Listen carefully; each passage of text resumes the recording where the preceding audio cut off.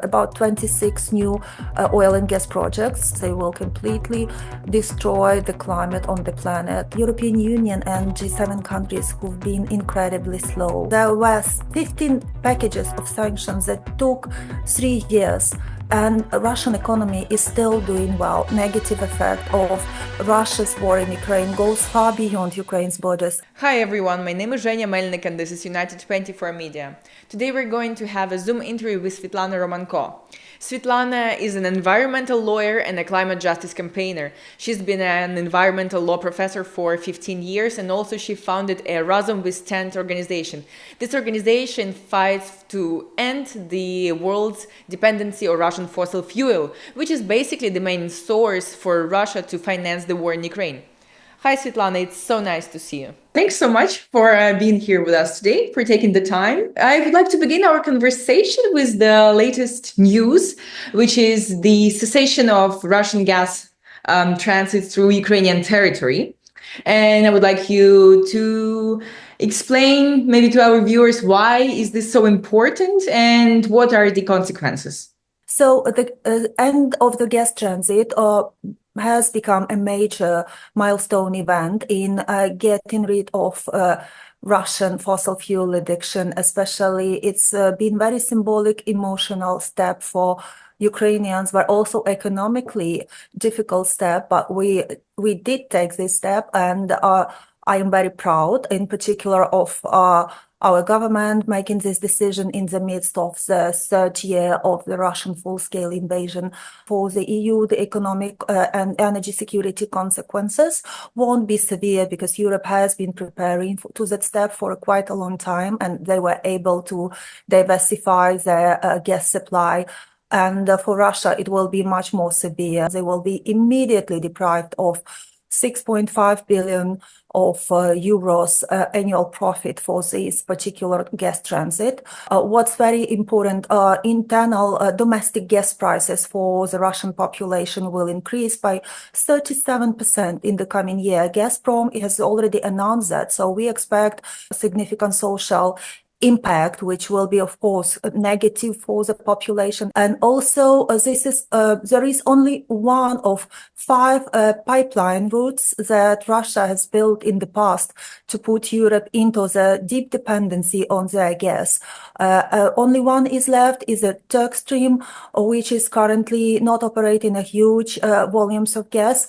And we quite hope that it won't be enough to sustain gas sales to Europe. And I think the most important is taking the next step, which is ending the oil transit as well through Druzhba pipeline. And we are quite hopeful that this will be done in the next few months, because it will also cut significant portion of Russian fossil fuel profits from Europe. But going slightly back to gas question, I wanted to stress that the gas market was a premium market, European, especially for Russia, and they won't be able to divert their gas flows to the eastern countries soon, not in the next 5 years, that's for sure, if ever they will be able to do it. What would be like the best effective and common strategies for Europe to end this dependency? Because I heard that Romania is stepping up their game. I'm sure you've heard about this Neptune. Could we speak about that a little? Oh, yes, we can. Basically, I'm not happy with the recent development in Romania because they found themselves owning the huge reserves of natural gas in their shelf. They are going to extract more gas from the offshore, which is not good for climate and for planet, of course, but for the short term, it's the solution that Europe sees to sustain their energy security, especially in the midst of Russian aggression against Ukraine. So I think that's a necessary step, but we should remember that Europe has to steer the renewable energy development and stay on track with Repower EU goals, which is reducing and completely abandoning Russian gas by 2027. And they need to increase the pace of the energy transition. but also deploying renewables, which is going to be a major strategy for Europe to really taking on energy independency and empowering local communities to become not addicted anymore to Russian gas. Of course, much more work needs to be done within the European countries, really to increase their gigawatts of solar that they built and wind capacities, because that is being quite impressive in 2023 and in 2024. Even they added huge gigawatts of these capacities, but it's still not enough. We need to add more renewable energy and battery storages and really step in boldly on the renewable energy side.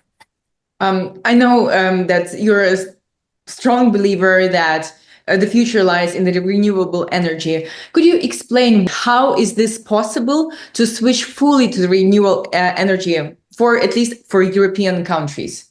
Yes.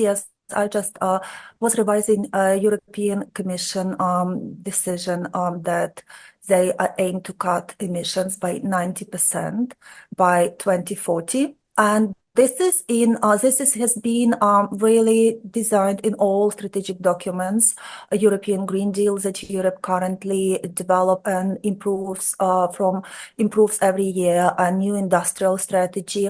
So even in Ukraine, in spite of our non-ambitious national energy and climate plan, which has been adopted with the goal of renewables by 20 to really install 27% of renewables by 2030, which we consider really a low ambition goal, because due to our calculations, our own Razom We Stand experts who assessed this potential by 2030, Ukraine and renewables in Ukraine, with existing state of deploying renewables that we currently see, even with the conditions of war, renewables can provide more than 40% of our electricity needs and create a basis for our economic recovery. Even in Ukraine, there are multiple research that proves not just that Europe can live without Russian fossil fuels and Russian gas, but also that Ukraine can rebuild the economy to move into 100% renewables. Of course, it won't happen overnight because it requires significant investment. But in the world already in the past year, investments into renewables over-exceeded investments into fossil fuels.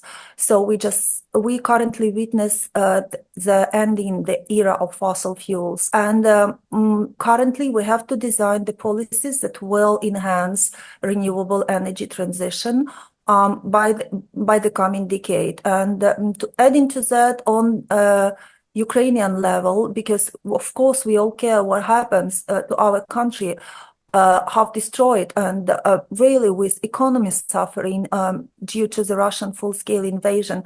What will happen? Do we have enough resources to become a clean leader in Europe? And we really believe we do.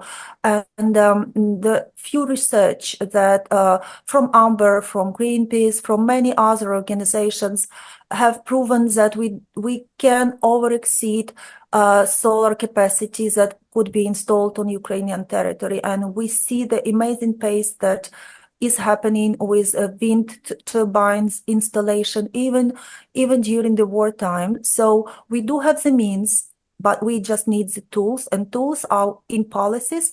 In particular, we will have to see tariffs for electricity increased in the future time, because it's a necessarily condition, not socially well accepted, but it's necessarily conditioned to unblock the market for renewable energy deployment. And since we started talking more about the future of Ukraine in terms of environmental course of Ukraine, I want to talk a little bit about more present. So as an environmentalist yourself, how can you evaluate what are the consequences of the full-scale war to the environment of Ukraine you see nowadays? Yes, these consequences have been severe and really, really difficult even to imagine, I would say, even to imagine. Most of the threatening global environmental consequences came not from just Russian invasion itself. Though we have lots of acres of polluted lands, mined lands, we have a huge national reserves completely demolished, destroyed, leveled to the ground. We have flora and fauna also destroyed along with those national areas, and ecosystem services suffered enormously from nature being affected, and also over 6,000 of environmental war crimes just only registered on the territory of Ukraine. And I can just tell that the most threat lies with Russian invasion itself, but also with Kremlin's plans for economic expansion in the Arctic and Russian so-called carbon bombs, which are new massive fossil fuel extraction and export projects such as Arctic LNG 2, which is massive gas field in Arctic, and Vostok oil. And our recent report, which we can share afterwards, is called Bridging the Gap Between Peace and Climate Action. And it shows the robust sanctions on Russian fossil fuels could cut Russian upstream greenhouse gas emissions by 25% by 2030 and reduce global greenhouse gas emissions by 300 million tons of CO2 emissions annually. I can't avoid of mentioning the Kerch Strait disaster, which is very legally constrained. And I try to get deeply into understanding of this case. Negative effect of Russia's war in Ukraine goes far beyond Ukraine's borders, and we have to acknowledge that as well. This disaster in Kerch Strait, when two Russian oil basically shadow fleet tankers crashed. They were not designed to transport any carriage in the sea waters, but just in the rivers.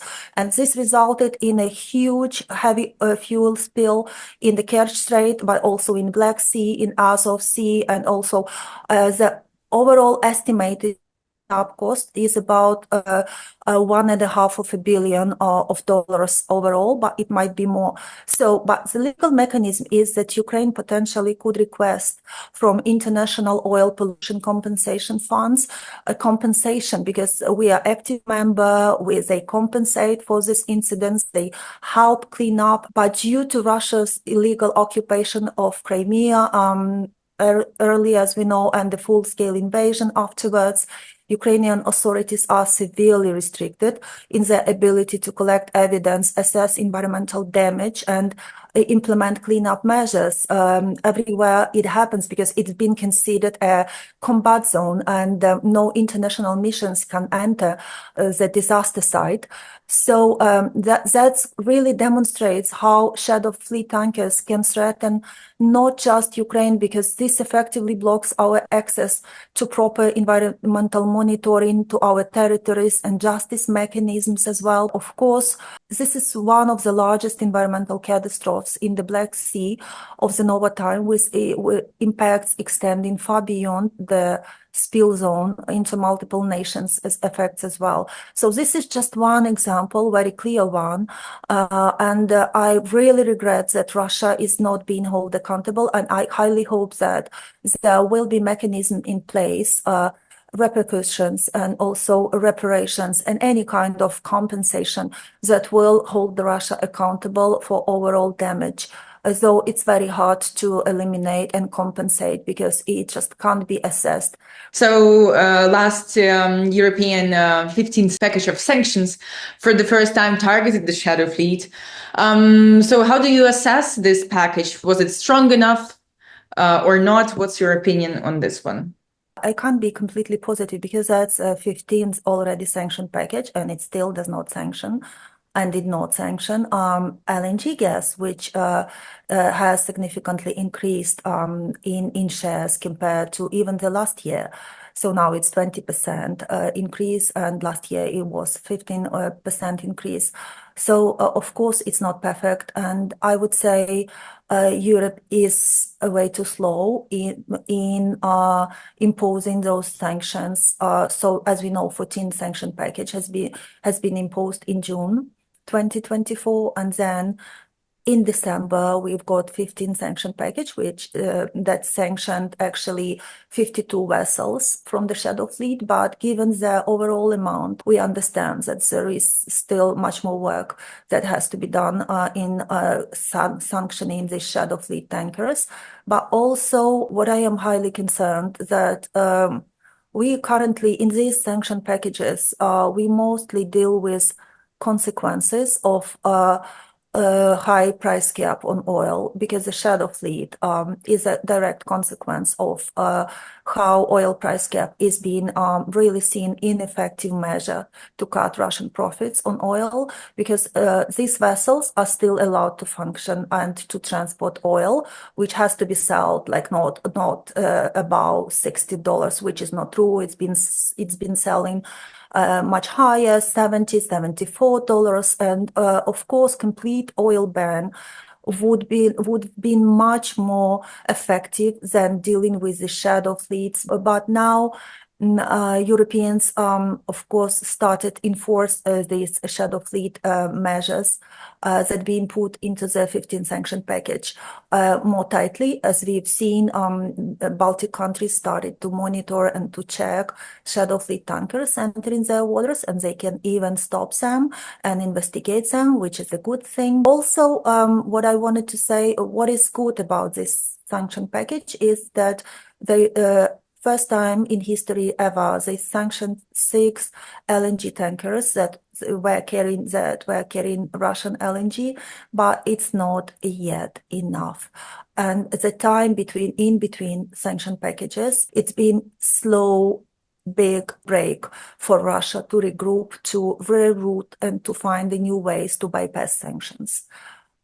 Also, just the last thing to mention, refining loopholes, it's not been done within the 15 sanction package because there are still refineries that work and refine oil, which stops being called Russian and export this oil and oil fuels to European countries.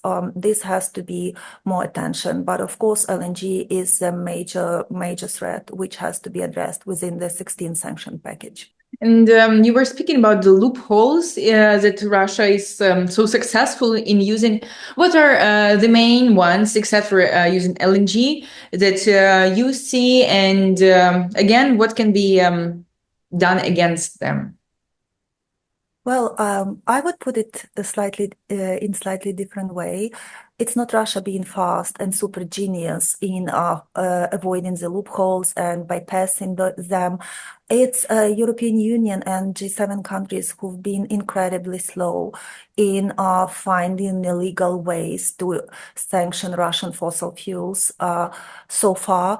We are speaking about the 15 sanction package. So there was 15 packages of sanctions that took 3 years, and the Russian economy is still doing well, much less well than they were doing in the beginning of a full-scale invasion, but they still exist, they still operate, they plan for the war budget.